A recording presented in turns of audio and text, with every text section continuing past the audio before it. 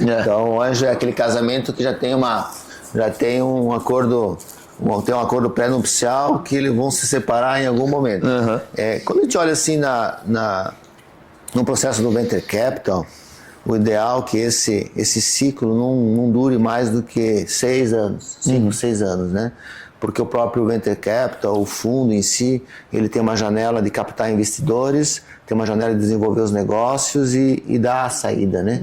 Então, se ele tem 10 anos e captou um negócio no 4º ano, ele tem aí mais 6 anos até 6 anos para desinvestir e ter um retorno sobre o investimento.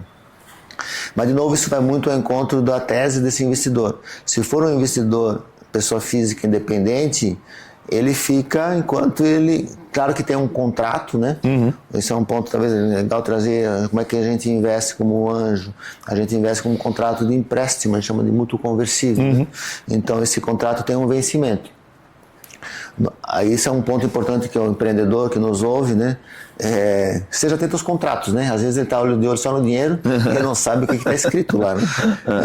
No mínimo, né?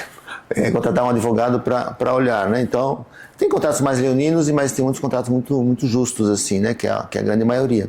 Mas esse contrato tem um vencimento normalmente de 3 a 5 anos. Sim.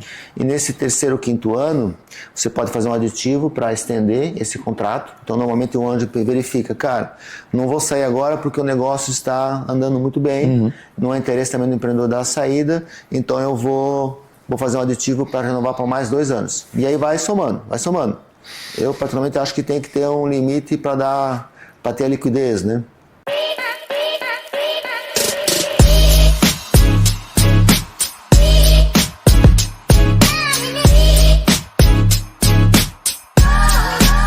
Fala pessoal, estamos em mais uma edição aqui do podcast da SaaS BR Club. Já estamos aí, acho que na edição 76 por aí. Inclusive completamos aí recentemente 1 ano, estava olhando faz mais ou menos uns 5 dias atrás que a gente completou exatos 365 dias de comunidade. Foi logo depois do Saster aí do ano passado, né? Hoje estou com um convidado aqui super especial, estou aqui com o Cássio. Cássio, obrigado aí por topar esse bate-papo. Cássio que tem uma bagagem super legal, mas vou deixar ele contar um pouco da história dele.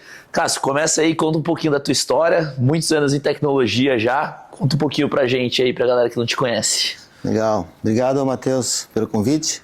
A gente se conheceu inclusive no Saster agora, né? E rolou o convite e rapidinho deu para estar junto aqui. Bem, eu hoje estou como investidor, gestor de Venture Capital, mas a minha história começa na área de computação, sempre fui do setor, e essa indústria de tecnologia já estou inserida há mais de 30 anos já. Né? Tive uma formação em computação, entrei na parte de desenvolvimento de software, peguei essas viradas tecnológicas, né? Então nos anos 90 aí quando veio a microinformática para valer, né? As indústrias se movimentou muito em cima disso, era programador de Delphi, então sistemas de client-server. Aí depois eu peguei a virada da nuvem, 2010 por aí, né? O SaaS bombou também e agora estou vivendo a fase da IA. E nessas décadas eu fiquei 21 anos numa empresa de ERP, né, sendo sistemas. Lá eu fui o cara de produto e o cara de inovação também.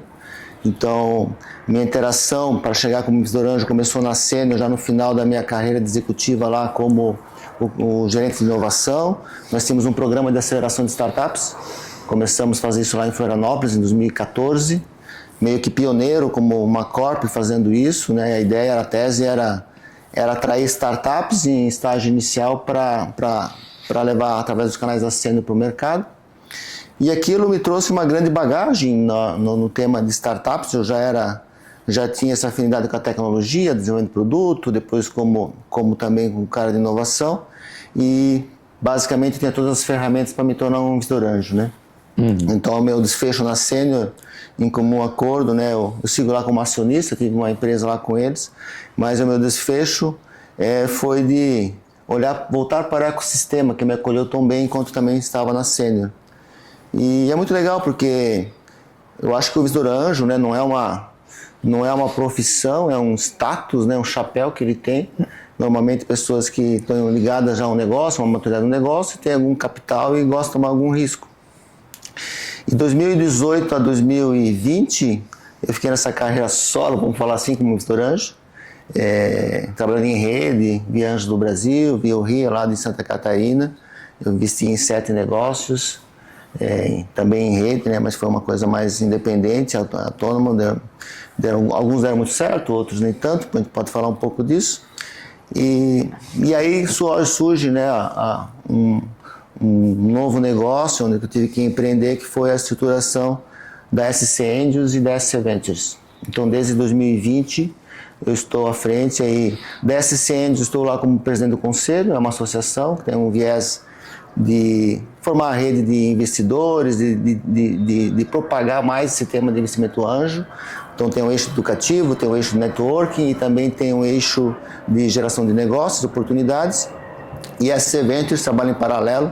Lá eu sou um gestor e investidor que executa uma tese para montar portfólio e dar êxito também. Nossa tese lá é Early Stage. Então aqui estou, né, passando de um programador, depois de executivo na área de tecnologia, depois investidor anjo e agora um gestor de Venture Capital. O Early Stage, um VC, um mini VC, vamos falar assim. Muito legal. Eu vou explorar bastante com você essa questão de investimento anjo. Acho que é um tema legal que a gente nunca parou para falar aqui na comunidade, tanto na ótica do investidor quanto na ótica do empreendedor também. Mas antes, achei muito legal quando a gente se conheceu, que você contou um pouco dessa tua trajetória da Sênior, né? E, pô, você começou na Sênior há muitos anos atrás. Foi que ano que você entrou? 87. 97. Você já estava na Sênior, eu não tinha nem nascido ainda. Mas, cara, uma coisa que eu queria perguntar, né? Pô, a Sênior, inclusive o Carlênio veio aqui participar do podcast faz um tempo. Super gente boa. Eu acho que a Sênior, pô, ela teve um crescimento absurdo, né? Hoje talvez seja a segunda ou terceira maior empresa de tecnologia do Brasil. No Brasil é a segunda. E você teve uma participação bem forte lá dentro, né, como programador, como produto. Queria te perguntar, na tua visão, o que fez a Sênior se tornar esse business que se tornou, né? Porque você pegou bem o começo dessa história. Talvez não o princípio dela ali, né? Mas logo no estágio, com certeza, nem era perto do que é hoje. Sem dúvida. Ainda corre sangue verde nas minhas veias, né? Porque são 21 anos trabalhando lá, empreendendo junto, né? Então tive o privilégio de ser contratado pelos founders como programador e recentemente estar participando do conselho de administração como conselheiro com os founders ainda, né? Então, essa mesma geração.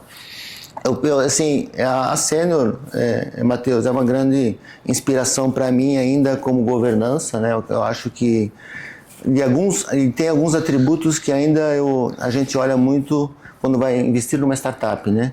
Eu acho que o primeiro atributo importante tem a ver com os founders, né? Então foram 3 fundadores, o cara de produto, o cara de tecnologia e o cara de vendas, né? Administração e vendas, que hoje os 3 são os controladores, ainda estão no conselho de administração. Então acho que um dos pontos favoráveis foi essa complementariedade, né? E eles lidarem muito rapidamente também com a estruturação da empresa e com a oportunidade de cada fase do mercado. Então eu lembro que eu entrei já na fase onde a Sênior estava diversificando para o ERP também. A Sênior é uma empresa que nasceu justamente na microinformática com software de folha de pagamento. E o fundador lá, né, o Guido, ele percebeu muito rapidamente que o mercado ia querer muito mais do que folha de pagamento, né? Então ele chamou uma estratégia importante, a gente usou muitos termos, né, que é dividir para multiplicar, né? Então ele dividiu o equity dele com outros CNPJs, com outros sócios. Fundou em 3 e ele criou mais 5 negócios com mais 2 sócios em cada negócio. No fim eram 11 sócios, eu sou um desses sócios, né? Então eu participei de um negócio que a gente fez uma cisão do produto de RH, que era o sistema de acesso e segurança, que é um dos sistemas mais relevantes no mundo corporativo, atende Petrobras, Volkswagen, grandes empresas, e aquilo se tornou um negócio, e a ideia, né, dos fundadores era trazer 2 sócios, um cara de tecnologia e produto e outro cara de vendas, para desenvolver aquilo com a força da Sênior como retaguarda, né? Então acho que o segundo fator ali de critério de sucesso foi eles dividirem a oportunidade com novos empreendedores, né, ou entre empreendedores, alguns estavam dentro de casa, outros eles chamaram da indústria. Assim surgiu o ERP, surgiu o acesso à segurança, surgiu a parte de infraestrutura e tinha um negócio de turismo também que depois foi descontinuado. E aí também tem o risco, né? Nem todos deram certo, mas a maioria hoje faz parte do portfólio. E aí em 2011, Matheus, né, indo um pouco para frente, a Cieno nasceu em 88, né? Em 2000, até estive a Cieno faturou 1 bi, faz ano passado. Eu estive na Cieno quando ela faturava, quando a gente tocou o sino, que ela faturou o primeiro 1 milhão por mês, né? Então ela ia faturar 12 milhões. Nossa senhora! Multiplicou por 100 já era um grande marco, né? Mas em 2011, e é uma preocupação que outro sócio tinha, o seu Jorge, era de trazer a governança por perto. A VEG sempre foi uma grande inspiração, né? E a questão de governança. E aí se consolidou numa SA, se estruturou o conselho e os sócios, né, e outro aprendizado, né, perceberam que não estavam mais à altura do desafio de crescimento da empresa e foram para o conselho. E aí se profissionalizou a companhia, né, que teve a entrada do Carleno, que você entrevistou, e então sempre foi muito pautado em uma estratégia de longo prazo, né, uma execução bem feita com pessoas muito boas aí selecionadas e, claro, né, uma boa dose aí de uma cultura, né, muita colaborativa, uma cultura que sempre engajou todo mundo e fez acontecer esses diversos negócios hoje que a Cieno está inserida aí.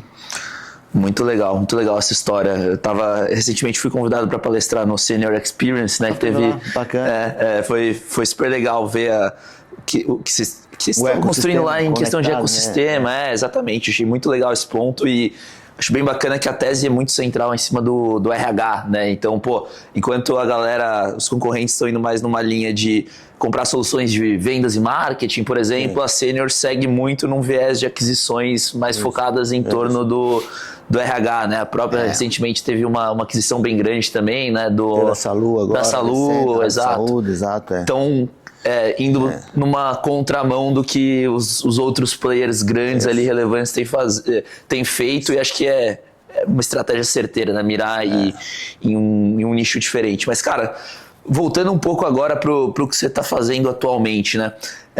Investidor anjo é uma palavra que a gente escuta bastante no universo de startup, né? Mas eu queria explorar com você o seguinte. Primeiro ponto, né? Quem que deveria ser um investidor anjo? Porque quem é essa galera? São ex-founders, né? São pessoas que têm um apetite de risco, né? Por que uma pessoa deveria se tornar investidor anjo? Em que situação financeira ela deveria estar? Né? Qual que é o tamanho de um aporte de um investidor anjo? Acho que tudo isso hoje é algo que não é tão claro para as pessoas. Verdade, Matheus. É uma pena que é um tema que se descobre muito tarde, né? No Brasil a gente está enculturado uma cultura de poupar ou investir nos mercados que a gente conhece, o mercado imobiliário, o mercado financeiro e o mercado de capitais, que é o mercado onde está inserido a startup, né? O mercado de startup e de equity, ele é pouco conhecido. Eu não sei como isso está sendo debatido nas universidades, já cedo, né? Porque no fim, talvez chegue tarde, esse é o tema quando a pessoa está com maturidade para ser um investidor anjo, mas longe de ser necessário ser uma pessoa muito rica. Acho que esse é o primeiro mito. Assim, o cara é rico, ele é investidor anjo, né? Então não tem nada a ver com isso, né? Na verdade, as pessoas investem muito mais em outros ativos. É muito sobre, eu sempre falo quando a gente entrevista alguém para entrar na própria SC Angels, é muito mais sobre ter interesse naquele ativo, né?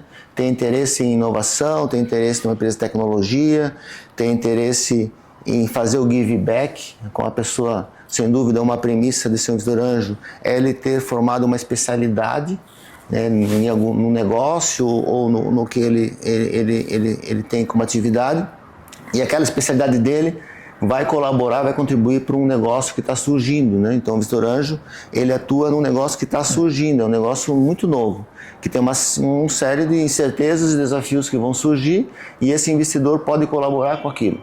Mas como é que ele colabora? Além do cheque, a gente vai falar um pouquinho do tamanho desse cheque, é muito mais sobre facilitar acesso dele a pessoas que podem, né, gerar negócios, ou pessoas que podem dar uma mentoria para ele, ou até um terceiro para prestar um serviço, ou a cliente, e também sobre a execução estratégica daquele negócio, né? Então, ele acaba sendo um advisor, um mentor, um cara de conexão, né? Então, isso é um ponto que o empreendedor tem que olhar também, né? Que a gente chama isso de smart money, é o quanto de smart aquela pessoa tem gente... E aí, se for olhar só esse requisito, né?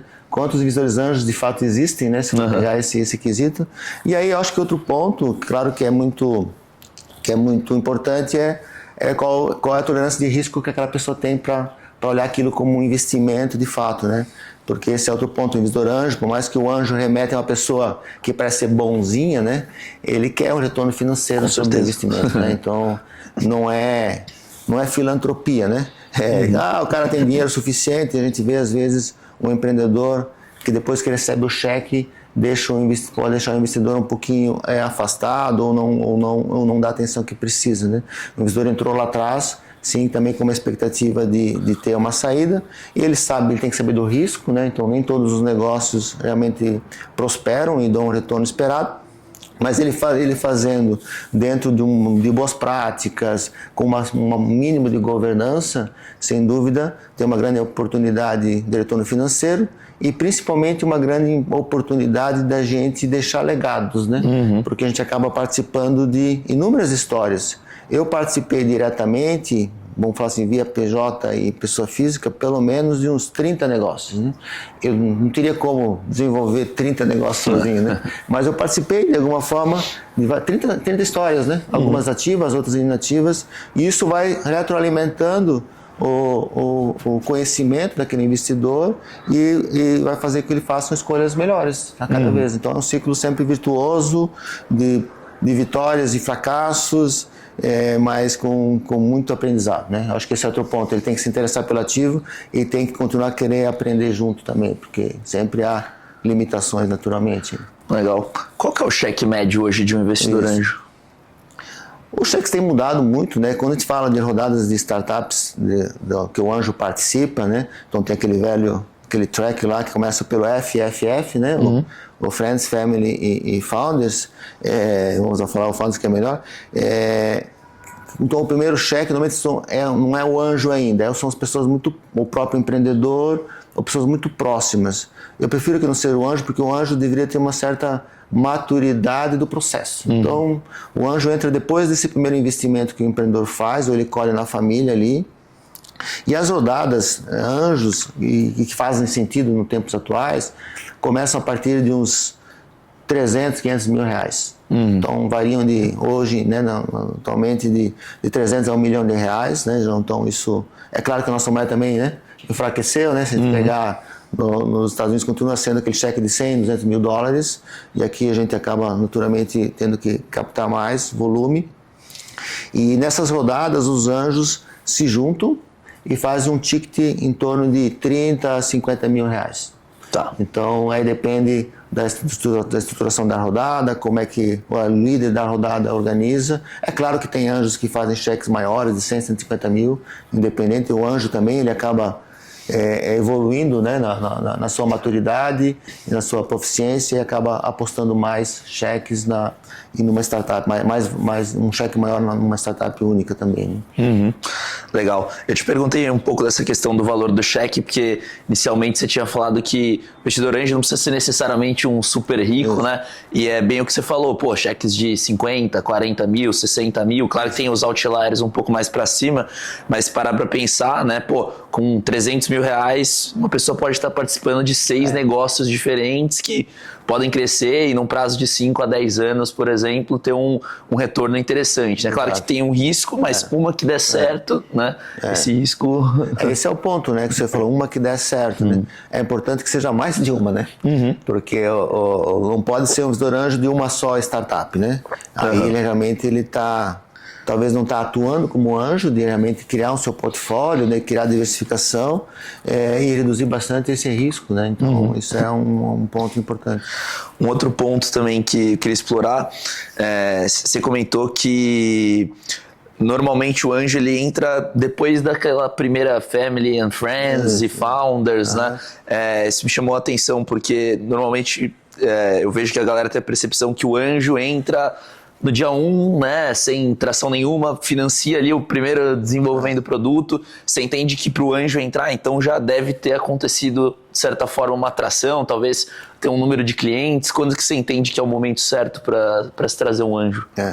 Aí entra um pouco na tese de cada investidor, né? Eu acho que as redes, os grupos anjos, né, como a própria SC Angels, a gente tem aqui Anjos do Brasil, GV Angels, uma série de redes já bem maduras, elas vão educando esse empreendedor, esse investidor a definir sua tese, né? Então não tem nada de errado o investidor que quer pegar a ideia.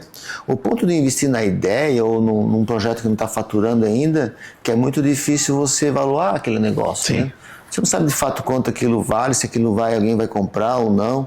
Então o cara entrar muito na raiz, ele vai ter que usar o equity por tabela. Assim, cara, um anjo normalmente não toma um equity de uma forma, né, saudável mais do que 15% do negócio. 15% exagerando, né?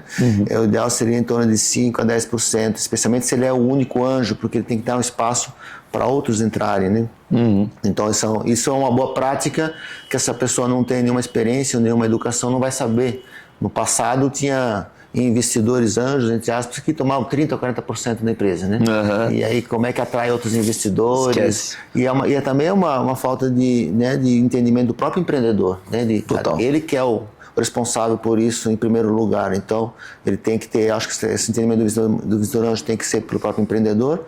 E aí, portanto, daí o investidor anjo definindo essa tese, ele pode estar mais seguro do seu investimento. A minha tese, né, quando era anjo, era, né, e a gente usa muito isso na SC Ventures, né, que é o nosso pool de investimento, é que tenha mais um sócio, né? A questão da complementariedade que eu citei ali da Sênior, e ter um sócio que vende, um sócio que entrega é bem relevante. Né? O sócio solo tem a dificuldade de trazer competências maduras, né, e até financeiras para isso, então a gente reduz o risco, né? Se o investidor puder investir num time de founders é muito mais seguro, né? E muito mais chance de sucesso. Outro ponto é o modelo de negócio, como é que ele ganha dinheiro com aquilo, né? Se vende uma empresa, a receita daquele produto, de um usuário. Então tem anjos que não investem no B2C, no aplicativo, tem anjos que gostam, porque o unicórnio normalmente vem do B2C mesmo, né? Porque o tamanho do mercado é muito maior, muito mais escalável, mas é muito mais difícil e arriscado, né? E aí tem a questão do tamanho do mercado, né? Pô, eu quero investir em fintech, eu quero investir em agronegócio, eu quero negócios que possam ser globais ou mais regionais. Eu acho que o investidor vai entendendo melhor. E uma reflexão que a gente sempre fala, porque ele tem que fazer, cara, eu consigo ajudar esse negócio, esse cara, né? Porque se é um negócio muito distante do que ele viveu, de novo ele só vai botar o dinheiro e não vai entender onde ele está investindo, né? Então é bem importante ele conhecer no mínimo do mercado que aquela startup está tentando competir. Legal. Você falou um pouco antes sobre a questão de smart money, né? Que, obviamente, quando você vai buscar um player, independente do estágio que você esteja, seja o anjo, seja uma série A, série B, série, enfim, você sempre tem que pensar um pouco desse lado, né? Se esse fundo, essa pessoa, enfim, vai te agregar alguma coisa além do dinheiro. O anjo, eu sempre tive uma percepção que o anjo poderia ser muito mais focado na grana, não necessariamente no smart. Na tua visão, então, o casamento perfeito, estou fazendo essa pergunta porque talvez um founder que esteja procurando já esteja com viés muito no dinheiro e talvez não esteja olhando muito para isso, né? O que você acha que deveria ser buscado? Matheus, assim, depende muito do cheque. Eu acho que ele pode trabalhar até numa composição disso, né? Naturalmente que o dinheiro é o insumo principal, né? Sem dinheiro também ele não vai fazer nada. Tem pessoas que fazem o anjo por o sweet equity, que ele chama agora, né? Que só pega o equity pelo próprio smart money, então também tem um pouco disso. Mas eu creio que o que ele pode agregar, o empreendedor deveria poder escolher o investidor e não correr atrás só do dinheiro. Correr atrás só do dinheiro, ele pode hoje acessar, né, linhas também de financiamento e fomento, e se ele tiver, aí fala muito sobre empreendedor, né? Quando a gente vai lá, qual que é a rede de relacionamento que ele tem, o que ele fez anteriormente. Será que ali não tem esse anjo que já conhece, que já confia, né, na execução para investir? É claro que eu não quero passar uma mensagem errada que o investidor anjo tem que estar totalmente à disposição do empreendedor a hora que ele quiser, não é isso também, né? Mas esse papo aqui, né, de poder um dia tomar um café, falar, o anjo tira um pouco da solidão do empreendedor, né? Às vezes o empreendedor só tem o sócio para falar, quando tem o sócio, quem mais ele vai recorrer, né? Se não tiver um conselho, por exemplo, também, muitas vezes ele não tem um conselho, então ele pode recorrer também a esse investidor que tem que ter também muita empatia, né? Sim. Para ele não virar depois um credor apenas, ele ficar cobrando reporte, retorno. Então, sem dúvida, eu não olharia só o cheque. Se for uma outra pessoa ou outra dentro de uma rodada, tudo bem, né? Vamos ser honestos também que o dinheiro é necessário, mas eu não faria com pessoas que eu não conheço, né? Eu fiz um investimento numa startup, eu posso falar já que foi vendida, a Prevision, né? Vendida para a Softplan. A Paula Lunardelli, eu estava numa rede de investidores, ela entrevistou cada anjo e ela decidiu quem iria investir nessa investir super honrado também, eu estava começando, né? Não, você faz sentido, né? Então, eu acho que essa é a postura do empreendedor, né? Mostra que ele tem valor, que o projeto dele tem valor e, claro, né, se ele puder escolher os investidores, significa que ele está no caminho certo, né? Porque está sendo atraente, né? Total. Acho que um ponto que eu vejo muito empreendedor tentando entender como é que eu encontro um investidor anjo, né? Então, na tua visão, né, como é que um founder deveria buscar um fundador anjo? Como é que ele deveria desenvolver um relacionamento, né? Porque eu acho que muita gente não sabe nem por onde começar, né? Sim. Matheus, assim, tem a opção de ele encontrar esse cara mais independente. Existem os anjos mais independentes ou que trabalham num clube mais, né, clube de relacionamento, e esse cara só vai chegar por relacionamento mesmo. Então, por onde ele passou, ele vai perguntar e vai achar esse cara num evento talvez do ecossistema. Então esse anjo, se de fato ele é ativo, ele está presente nesse ecossistema. Mas eu diria que a forma mais fácil é ele participar dos pitches das redes de anjos que tem no Brasil, né? Então todas as redes têm mensalmente, né? Todas elas têm um formulário onde se cadastra, né? Ou entra em contato, apresenta seu deck, né? Seu pitch deck. Então é importante que esse empreendedor tenha uma apresentação mínima pronta do negócio, que normalmente já tem lá um template para cumprir, e a própria rede vai botar ele em contato com os anjos, né? Então ela vai fazer lá a assembleia, como chamam, né? O próprio pitch day, e vai ter algumas dezenas de pessoas que se intitulam anjos, alguns são, outros estão ali para avaliar também, e ali ela tem a chance de começar a se relacionar com essas pessoas aí. Muito legal. Hoje, né, obviamente um investidor anjo não pode entrar com 40%, 50% da empresa, aquilo que a gente falou, inviabiliza outras rodadas, né? Enfim, acho que mata o negócio do founder logo no começo. Normalmente os investidores anjos entram ali, né, talvez 15% a 20%, mais ou menos essa linha, tá? Legal. E aí uma dúvida que eu fiquei, talvez cada caso seja um caso, né? Mas em que momento o investidor anjo sai? Né? Ele sai no seed, no pré-seed, na série A, né? Que momento que esse cara ele sai de uma vez, ele é diluído, né? Como é que funciona isso? Boa pergunta. Mas é importante que saber que ele sai, né? Então o anjo é aquele casamento que já tem um acordo, tem um acordo pré-nupcial que eles vão se separar em algum momento. Quando a gente olha assim no processo do venture capital, o ideal é que esse ciclo não dure mais do que 6 anos, 5, 6 anos, né? Porque o próprio venture capital, o fundo em si, ele tem uma janela de captar investidores, tem uma janela de desenvolver os negócios e dar a saída, né? Então, se ele tem 10 anos e captou um negócio no 4º ano, ele tem aí mais até 6 anos para desinvestir e ter um retorno sobre o investimento. Mas, de novo, isso vai muito ao encontro da tese desse investidor. Se for um investidor, pessoa física independente, ele fica enquanto ele... Claro que tem um contrato, né? Esse é um ponto talvez legal trazer, como é que a gente investe como anjo. A gente investe com um contrato de empréstimo, a gente chama de mútuo conversível. Né? Então esse contrato tem um vencimento. Aí isso é um ponto importante que o empreendedor que nos ouve, né?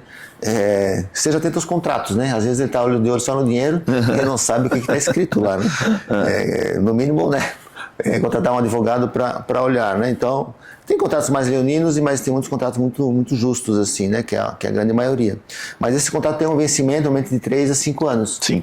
E nesse terceiro, quinto ano, você pode fazer um aditivo para estender esse contrato. Então, normalmente o anjo verifica, cara, não vou sair agora porque o negócio está andando muito bem, não é interesse também do empreendedor dar a saída, então eu vou fazer um aditivo para renovar por mais 2 anos. E aí vai somando, vai somando. Eu, particularmente, acho que tem que ter um limite para ter a liquidez, né? Ele pode decidir, por isso que eu falo no contrato, no vencimento, executar a dívida. E aquela dívida, o empreendedor está negociando no contrato, ele vai devolver aquilo normalmente de uma forma parcelada, 12, 24 vezes, corrigido e tal. E aí o empreendedor sai do risco, vamos falar assim, mas sem ganho praticamente nenhum, né? E aí, se não for isso, aí é o caminho feliz que eu digo assim, cara, é ele sair em rodadas futuras, né? Ele capturar, o empreendedor capturar uma série seed, já no Venture Capital a partir de 5 milhões, ou uma série A a partir de 20 milhões, ou um evento de liquidez de M&A. Até teve um dado que eu vi, e aí para ver como é difícil essa jornada do VC, né? 85% das startups que capturam o investimento anjo não conseguem fazer uma rodada série A. Então elas capturam o primeiro cheque, talvez faz um seed de 5 milhões e termina aí. Aí o desfecho ou ela vende ou ela negocia a devolução do mútuo, né? Porque de fato é um grande funil, né? Nós, anjos, temos um histórico pequeno do negócio, né? O cara está um ano operando, está crescendo, tem um modelo de negócio escalável, um time executor favorável, vou apostar, né, um valuation, vamos lá, de 5 milhões, valuation de entrada de anjo de 5 a 10 milhões, e eu aposto que aquilo vai chegar num valuation de 30 a 40 milhões, ou seja, ele vai fazer 3, 4 vezes o faturamento. Quando entrar um próximo VC, ele já vai entrar nesse valuation de 50 milhões, ele tem que acreditar que aquele negócio vai virar um negócio de 150 milhões. Então é por isso que é tão difícil tem uma barreira ali, né?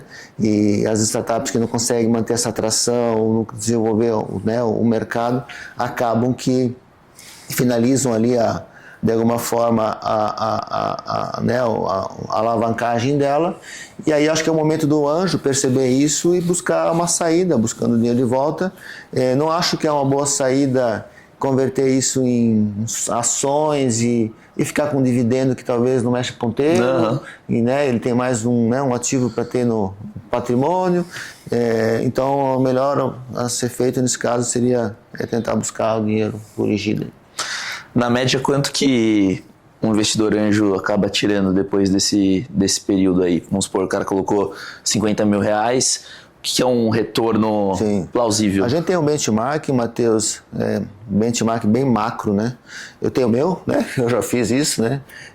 Pessoal, e tem um benchmark que meio que bate um pouco com o meu também, né? Eu parei de fazer na pessoa física, hoje eu já estou olhando já o próprio fundo nosso lá, mas o mercado financeiro, está para ter um benchmark, né, remunera em torno de, considerando Selic, as variações do ano, nos últimos 10 anos, em torno de 10% ao ano. Se for pegar renda fixa, liquidez total, 12%, né? Pegar um acumulado de 10 anos. O mercado imobiliário, se eu pegar quem investe para alocação, vai pagar em torno de 12% ao ano em renda. O mercado de Venture Capital Early Stage, onde está o investimento anjo, é em torno de 22% a 25% ao ano. Então isso dá um retorno mais ou menos de 5 a 6 vezes o valor investido do portfólio. Individualmente, você vai ter startups que vão dar 20 vezes, 30 vezes, que são os expoentes. Tu vai ter startup que vai quebrar, e vai ter aquelas que vão dar de 2 a 5 vezes. E aí tudo isso vai se equilibrando. Quando tu vai fazer, né, o fator, né, ali de mediana, vai dar esses 5, 6 vezes que eu te falei, né? E aí, portanto, de fato, é fazer sempre boas escolhas e claro, né, tem portfólios que podem dar muito mais e tem portfólios que dão menos, mas fazendo com uma certa propriedade, com cuidado, no tempo certo, é difícil, é por isso que eu falo assim, é difícil, eu nem consigo falar muito de risco, né, porque tem um processo tão dirigido, tão diligente e governado, que é difícil não receber muito mais que o mercado financeiro paga, né? O único ponto é baixa liquidez, né? São ativos líquidos, você não pode resgatar, né? Muito menos pedir o dinheiro de volta no mútuo se não tiver vencido. Então você tem que, não pode ser o teu capital de reserva, né? Você tem que ser o capital de longo prazo mesmo. Legal, bem bacana essa ótica. Você é um cara que está muito conectado com startup hoje em dia, obviamente, né? Inclusive estava no Saster recentemente, né? A gente se encontrou por lá. Muito tem se falado, né, no mercado de inteligência artificial e uma série de mudanças, né, que vem acontecendo dentro das companhias, nos produtos, né? Teve o SaaS Apocalipse recentemente também. O que você vê sob a ótica de investidor mesmo, né? Que você acha como é que tá a cabeça do investidor nesse momento, né? Foco absoluto em teses de AI, né? O que vocês estão olhando? Porque há 1 ano e meio atrás, quando eu estava falando com alguns fundos, obviamente eu tenho empresa de AI também, né? A SalesBuddy, eu falava com os fundos, a galera era meio descrente. Não, isso aí não sei, isso vai dar tração, se não sei o quê. Agora eu já vejo um comportamento diferente. Essa mesma turma que falou isso para mim lá atrás, agora tá batendo na minha porta aqui, porque a AI evoluiu e quem conseguiu dar tração, né, em produtos de AI, o negócio ficou como um ativo interessante. Como é que tá a ótica de vocês sobre isso? A nossa ótica tá de muita oportunidade, Matheus, assim, porque, como eu falei, né, é um novo ciclo tecnológico iniciado, né, e na história nunca se houve tanto investimento em infraestrutura e tecnologia para essa tecnologia aí que está sendo entregue, está sendo capturada e, é claro, muita dúvida, né, sobre o retorno de todos esses investimentos. Nós vimos lá no Saster, né, vai chegar na casa de 1 trilhão de investimento, e de fato, investimento privado, né, a maioria lá são americanos e tal.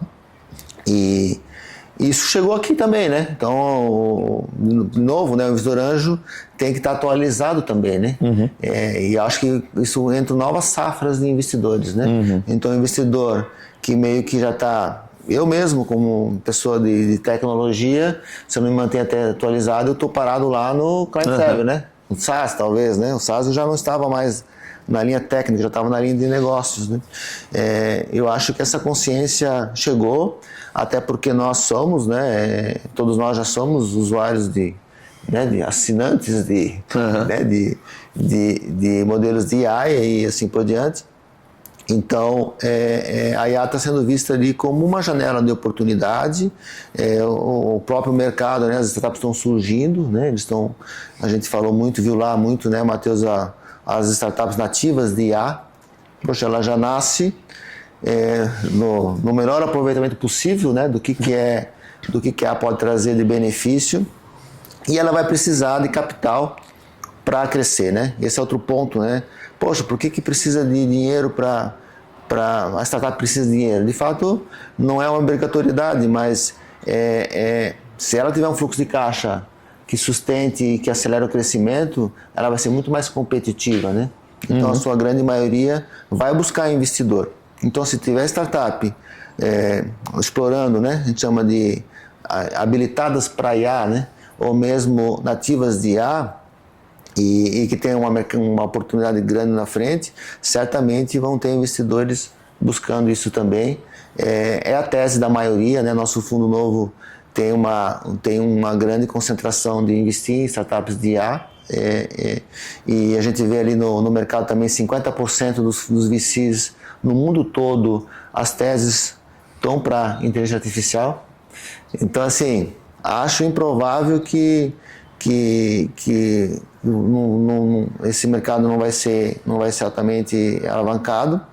Mas eu acho que não é exclusivo para isso, né? Tem muitas oportunidades adjacentes a isso tudo que vão continuar sendo atraentes, inclusive o próprio SaaS, né? A gente fala que o SaaS morreu, cara, acho que não, né? Eu acho que o SaaS é muito previsível, né? Para os dois lados, né? Tanto para quem consome como para quem... A gente continua pagando Netflix, né?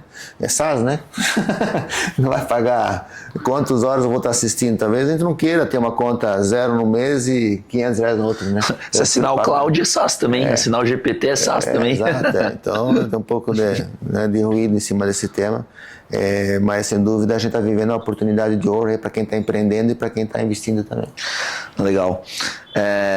No começo dessa semana, o Edson Rigonati veio aqui gravar também. Show. E ele é um cara que traz como investidor uma visão bem agressiva, né? Ele sempre quer achar o próximo unicórnio, né? E aí o negócio que ele sempre bate é o triple, double, né? E aí a gente tava batendo um papo aqui, ele começou a vir com um papo de agora na AI o que se espera é quádruplo, triple. Nossa, não tem uma empresa no Brasil que conseguiu fazer triple, double. Acho que teve uma ou duas, na verdade, na história, pelo menos que eu conheço, eu não sei se você conhece também. Você tá com uma expectativa como investidor também de uma perspectiva de crescimento no Brasil dessas empresas nesse nível, ou você acha que isso é coisa de mercado americano, loucura, enfim? Cara, honestamente eu não sei. A gente tem acompanhado algumas startups, a grande maioria das startups de IA, como a gente viu lá fora, estão muito ainda plugadas ali em vendas, marketing, e essas startups de fato estão crescendo muito rápido. Eu acho que é um exagero falar em quadruplicar no ano, não é isso que eu vejo, porque não fecha a conta do LTV, o CAC ali, né? O próprio mercado não está maduro para utilizar a tecnologia, e a tecnologia pode ser boa que for, mas ele não consegue captar mercado na velocidade do crescimento dele. Então ele tem um crescimento grande e também um churn. Acho que ele não está maduro ainda para nós aqui no Brasil, né? Tirando os modelos de IA que fizeram isso, né? Com certeza, né? O OpenAI, Anthropic, acho que chegaram nesse estágio, mas as aplicações finais, não aposto nisso. Acho que sim, dá para fazer ainda o triple, double, mas são para poucas, tá? São poucas. Eu acho que eu já investi em startup assim, fui investidor da Motorista PX, que é uma plataforma, só que a plataforma, né, altamente escalável e enfim, tá faturando quase $500 milhão já em 5 anos, né? Então, isso muito bem feito, né? Mas são tão poucas, né? A gente viu, né? Então, no B2C, muito B2C, plataforma e tal, no B2B, fazer isso, acho. Tomara que o Rigonati tenha achar eu também, né? Pois é. Você, apesar de investidor, você é um cara que conhece muito o mercado de tecnologia, né? E então esse tipo de coisa como o SaaS Apocalipse não te assusta muito, imagino eu. Aí uma coisa que eu fiquei pensando enquanto você falava, né, sobre o perfil do investidor anjo. Deve vir muitas pessoas investir em empresas que não necessariamente são no mercado de tecnologia. Você tem visto algum tipo de resistência? A turma meio que, não vou botar dinheiro em tecnologia por conta desse SaaS Apocalipse, né? Ou você acha que isso você não sentiu o impacto assim, dos investidores que estão vendo o mercado de fora, né? Que muitas vezes são mais especuladores? Não, eu creio que como você falou assim, nós que somos da tecnologia vemos mais isso, mais o risco de fato do que o cara que está investindo. Ele está mais interessado no modelo de negócio do que na tecnologia em si, né? Então, se é SaaS, se é bilhetagem, né? Se é serviço, agora a gente vê muito forte isso, né? O service as a software, né? Então, para mim a IA deu uma chacoalhada nisso tudo, mas abriu muito mais as oportunidades de investimento, com um olhar muito mais de longo prazo, isso sim, né? Eu acho que está todo mundo validando isso também. Então não é um negócio tão previsível como o SaaS traz, mas ao mesmo tempo a oportunidade é muito mais segura do que nós tínhamos aí em tempos passados ali. De novo, especialmente se tem empreendedores muito capazes, experientes, é difícil até fechar a rodada, limitar a rodada, porque quando o negócio é muito bom, como a gente falou no começo, o empreendedor já captura esse investimento muito rápido, né? Perfeito. Ele já vai muito na linha do hunter, assim, achar esse cara que realmente vai agregar e vai gostar da oportunidade. E é o que a gente tem visto ali, rodadas acontecendo muito rápido, porque esse empreendedor já está fazendo pela sua segunda vez o empreendimento, ou a terceira vez, ele já foi investido e captura rápido. E eu acho que o desafio do investidor que quer aproveitar essa oportunidade e ele fazer o trabalho dele também e se atualizar, né? Ou investir em grupo, né? Em impulso de investimento, como tem por aí, né? Como é nosso pool também. Legal. Hoje, quando a gente olha para o mercado brasileiro, né, pensando em empresas que são compradoras de outras empresas aqui, né, nesse universo de SaaS, você tem ali a TOTVS, né, você tem a Senior, você tem a Starion, você tem a NSTech, mas cada uma tem, né, as suas preferências em termos de empresas a serem compradas, né? Por exemplo, até a turma dessas empresas já veio aqui conversar e eu vi que, por exemplo, a Senior vai numa linha de, eventualmente, vou comprar vários RPs de mercado, por exemplo, eles compraram recentemente ali A Salu? Teve uma anterior ali, foi a... Sim, um outro RP, né? Então, a Senior hoje já deve ter vários RPs internos. Um RP ali de um nicho tal, né? Vai criando uma capilaridade comprando players que tem produtos semelhantes, né? Enquanto, por exemplo, a Sankyo, eles foram muito categóricos quando eu conversei com o Head de M&A e com o COO. Eles falaram, cara, a gente não quer comprar, por exemplo, vários RPs. A gente quer comprar só produtos complementares. Quando você olha para a NSTech, é só logística, né? Dentro do ecossistema. Então, qualquer coisa que foi fora disso não faz parte da tese deles. A Starion, o Anton falou, cara, aqui é muito no sentido de vertical, né? Então, só a galera de construção, né? Enfim, você conhece muito bem porque você esteve ali na próxima a Prevision. Por que eu tô passando por todos esses pontos? Porque, obviamente, você como investidor, né? Você deve ter um olhar de, eu preciso selecionar startups que vão ser compatíveis com as teses, né, dos compradores. Senão, né, talvez não faça tanto sentido você investir num negócio que você sabe que depois não tenha liquidez. Hoje, qual que é o seu perfil de empresa que você olha assim e você fala, essa é uma empresa que eu gostaria de investir? Qual que é a sua tese de investimento, eu vou dizer, talvez pessoal, enfim. Certo. Ô Matheus, se tu citou alguns nomes assim, eu até estava antes aqui numa boutique de M&A aqui em São Paulo e comentando sobre o nosso portfólio, inclusive, cara, eles têm os buy-sides lá, né? Centenas de empresas que compram, sabe? Então, assim, normalmente empresas que a gente nem conhece, né? A gente citou aqui algumas empresas da linha do software que compra SaaS e tal, de fato esses são os principais players atuantes, né? Mas quando vem uma startup para nós, eu procuro não ser tão cético antes dele apontar para nós quem são os liquidadores dele, né? Então essa é uma pergunta que a gente faz e aí dentro desse contexto, né? É bom quando ele traz essas empresas, porque essas empresas de fato a gente acompanha e sabe, né?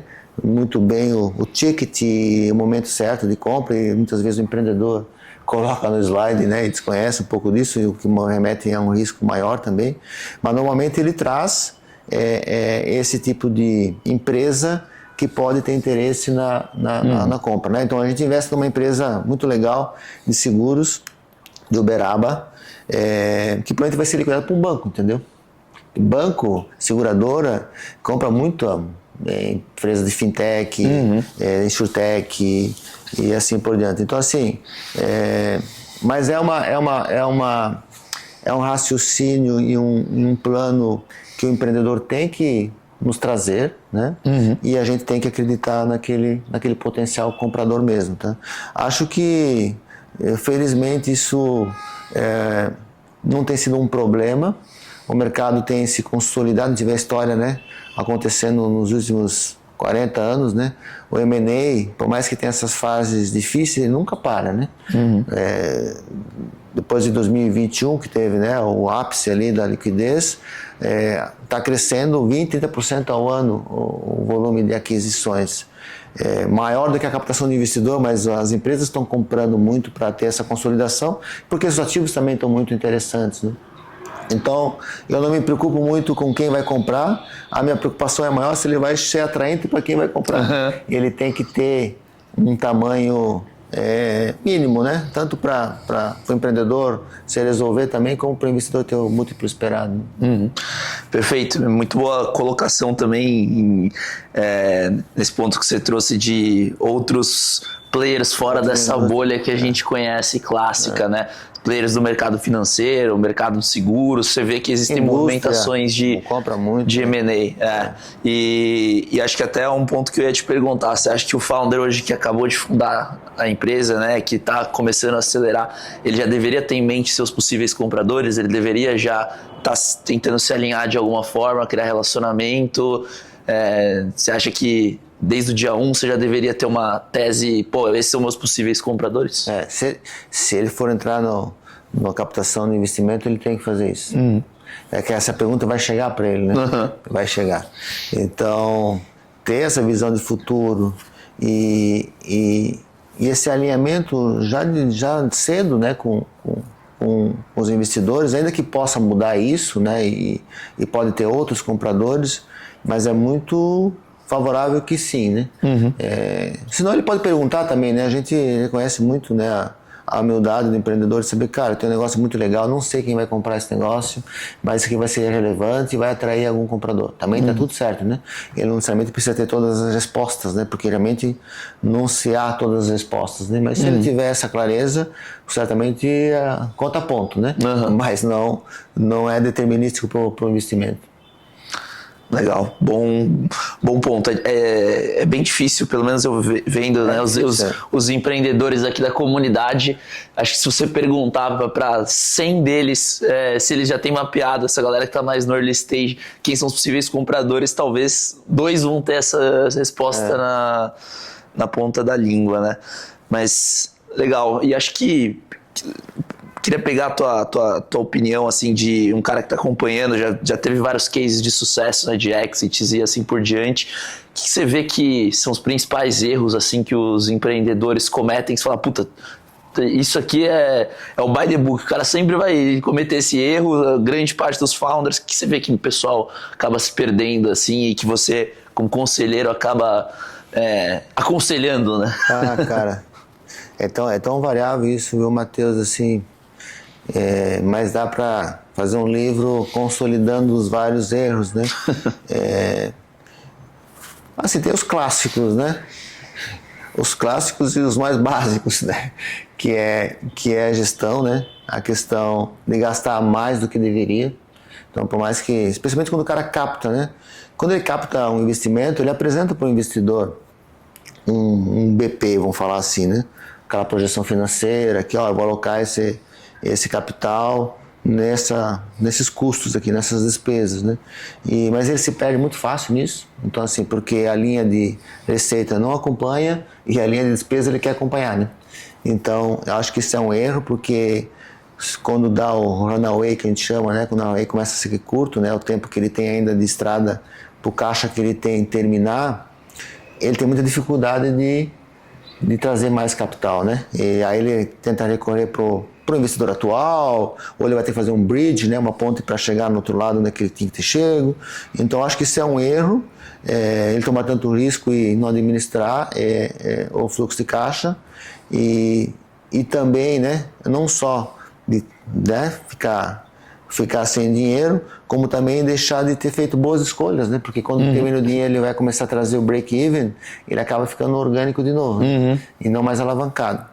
Isso é um erro fatal, né? Porque ele fez péssimas escolhas de allocation, né? De alocação de investimento. Esse é um clássico. Eu acho que os caras que não caem nesse erro, ou o founder tem uma maturidade de gestão, ou ele tem alguém no time que cuida disso muito bem, né? Então, é bem importante não negligenciar a planilha, entendeu? E ter um RP, e fazer, né, os ritos de gestão, né? Outro erro clássico é contratação, né?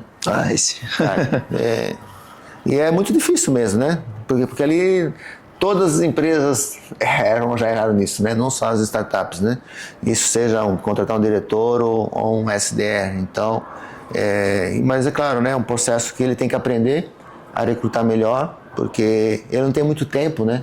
É tipo montar um time de Copa, né, cara? Tu tem a Copa para ganhar o campeonato, junta ali os talentos e às vezes não é o cara que tem o melhor histórico que vai ganhar nessa história nova, né? Porque ele tem uma outra cultura que ele está ingressando, ele tem outro desafio, outros incentivos, então é muito difícil, né? Então isso também tem sido um erro comum. Outro ponto que a gente cuida muito já na entrada é o empreendedor muito focado só no produto e pouco no mercado, né? A gente sempre provoca, cara, e até quando a gente olha assim a DRE, assim, cara, tem um descompasso aqui, é muito investimento em produto e pouco em marketing e vendas, cara. Essa conta não vai fechar, quem entra de novo vai acabar o dinheiro, né? Então, claro, tem momentos de desenvolvimento, sim, de produto, mas ele tem que ter essa consciência que a força de vendas, né, a competência de vendas é essencial para o negócio. De novo, se não tem o sócio vendedor, né, ou um cara foda nisso, o negócio não vai decolar. Eu já vi startups, eu já tive infelizmente um write-off, produto animal, mas que não vende, né? Não adianta, né? Então tem que tomar cuidado com isso também. E aí entra acho que esses são os três clássicos, né? Quando acaba a grana, eu estou considerando aqui, né, que ele encontrou oportunidade, teve o product market fit, né? Porque isso no estágio muito inicial, o erro de fato achar que tem um produto bom e não ter, né? De fato aquele produto não tem mercado. E último ponto que eu queria trazer, que eu gosto muito do tema, né? Tem uma dose ali de sorte, eu diria também, né? Para o empreendedor, é a sociedade em si, sabe? De ele trazer o sócio errado, né? Porque quando traz um sócio errado, que pode ser um amigo, pode ser um cara que deu certo, para tu desassociar isso depois é muito complicado, né? E aí, às vezes, uma dissolução societária pode complicar e acaba com a empresa. Dar uma bagunça boa aí, tá? Especialmente se é o founder que resolve sair, né? E aí esses são os pontos importantes, porque tem coisas que a governança resolve depois, né? Sim. Essa questão desse founder é clássica, mas quando entra um conselho de administração, né? deixa comigo, né? Porque se tu profissionaliza daí, né? O founder tem o equity lá e vou botar um executivo, uma hora eu vou ajustar o cap table aqui, né? Mas no começo inicial é os founders que vão fazer a coisa acontecer. Botar de pé o negócio de fato, né? Legal. Acho que o mais recorrente que eu vejo é esse do produto. Founder produteiro e melhora o produto. Quando vai ver, não põe na mão do cliente, né? Não tá na rua, né? Não tá na rua, não tá focando em go-to-market. E no final do dia, hoje, talvez vale mais você ter um produto nota 7, nota 6 e um go-to-market nota 10 do que você ter um produto nota 10 e um go-to-market, principalmente agora, né, na era da AI, que a barreira tecnológica, ela deixou de ser uma grande barreira, né, para você começar um business. Eu lembro quando eu comecei a empreender há 3 anos e meio atrás, para botar um protótipo, era uma dor de cabeça, assim, tinha que fazer um Figma lá estático, né, pra validar com os clientes, e a primeira versão do produto uma porcaria, aquele negócio que não para em pé. Hoje em dia, nosso time lá vai validar algum módulo novo, cara, você cria um protótipo muito fácil ali numa AI navegável, valida com o cliente, colhe feedback. Na reunião com o cliente, é bizarro. Nossa, nós tínhamos medo da tela azul, né? Hoje não tem mais problema. É bizarro. Mas, Cássio, muito legal o bate-papo. Não sei se tem alguma consideração final aí pra turma, mas gostei muito. Acho que falar essa parte de investimento anjo foi um ponto legal, assim, porque você não vê conteúdo disso por aí, né? Focado nessa parte, eu pelo menos não vejo. E também essa parte que a gente trouxe ali no final dos aprendizados, né? Da inteligência artificial, acho que são pontos de vista legais de escutar de investidores, porque os founders estão constantemente, né, tentando entender a cabeça de vocês para tentar melhorar suas teses e assim vai. Então não sei se tem alguma mensagem final, mas pô, achei muito bom o nosso papo. Legal. Não, só agradecer, estou feliz de estar aqui contigo, né? E parabéns pelo programa. Ouço, né, vejo muito as gravações aí, aprendo sempre. Está inserido nesse ecossistema, né? São Paulo tem muita coisa acontecendo aqui, né? Eu acho que você está fazendo um trabalho bem legal aqui também. E a mensagem é convidar quem está empreendendo ali a conhecer mais sobre o Venture Capital, interagir com os investidores, com as redes de investimento anjo, né? Naturalmente convidar a conhecer a SC Angels, e para investidores da mesma forma, né? Você aí que tá ouvindo, tem interesse em saber mais, sem compromisso, né? As pessoas ficam, eu vou lá, o cara vai querer um cheque. Não é nada disso, é uma jornada, né, de educação, de relacionamento, para quando ele se sentir seguro ou muita vontade de fazer um investimento. Então a gente são poucos no Brasil, poucas iniciativas, mas tem sim acesso muito facilitado a isso tudo. E eu sou meio que entusiasta nisso tudo, né? Então sou suspeito, mas eu convido mais pessoas a participar desse ecossistema que é muito gratificante, como eu falei assim, deixa legado, deixa história, é um give back, né? Porque no fim a gente tem uma vida curta aqui, então se a gente puder fazer um impacto muito melhor na sociedade com o que a gente conquistou até agora, a gente gera prosperidade e riqueza para mais pessoas, né? Então fica só esse convite aí, tá? E obrigado novamente por estar aqui. Sensacional, muito bom. A gente vai deixar também o link aqui, né, da SC Angels, enfim, os links que você quiser para a turma que quiser conhecer um pouco mais. Mas é isso, Cássio, obrigado novamente. Obrigado. Pô, foi muito bom o episódio. E para a turma aí que nos assistiu, vou deixar os links aqui embaixo, se inscrevam no canal. Toda semana aí a gente está trazendo uns 2, 3 bate-papos riquíssimos como esse. E vamos para a próxima. Valeu, pessoal. Valeu.